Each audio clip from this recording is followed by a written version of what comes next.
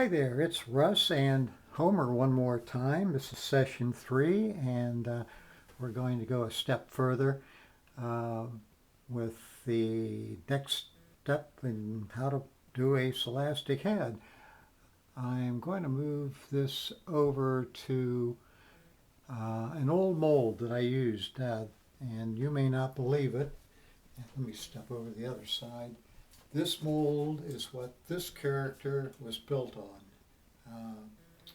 This head had been through a major fire and it was all dented, and it still is all dented and beat up pretty badly as a result of that fire, but we did retrieve it, and here it is, and it can be used for building heads. One of the most important things I can tell you is that Celastic adheres to Celastic. In fact, it almost creates a weld. If I were to put Celastic over this head right now, try to build something like this, what I would end up is just a thicker mold. So to prevent that from occurring, we will use a process in between, intermediate step. This has been dented so badly. There are a couple of ways I could do this, so I do end up with a smooth head like this. And one is to take pieces of Celastic and just layer them over those parts that are dented in badly. Soak it in methyl ethyl ketone, which we'll get around to in the next session, and just layer that over, and that will kind of take care of the dents. But for this exercise, we're not going to do that.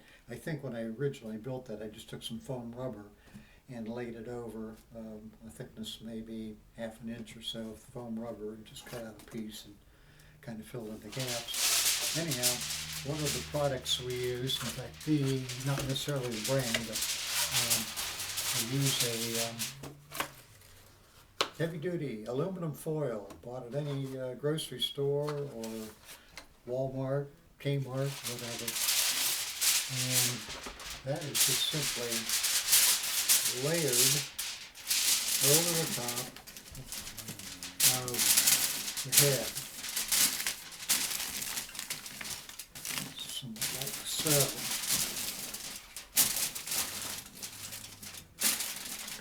I forgot the tape, but what I will do is keep working that until that's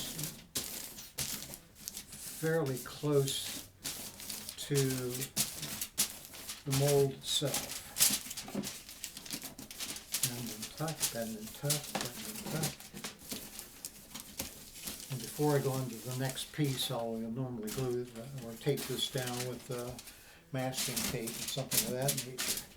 Okay, when I'm actually putting the next layer of Celastic on, which will be like the base for this, I'll put that over, and that will be not adhering to the other adhesive or the other Celastic because of the aluminum foil piece in between. So at the next stage after this, we'll be cutting this thing off and then removing the aluminum foil.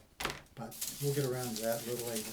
Just the main thing is that Celastic doesn't stick to aluminum foil, but it will stick to other Celastic, and it could be a problem if you're trying to make a mold off of a mold. So I think that's about it for today, and you'll have a good day, and we will talk to you on session 4, whenever that is.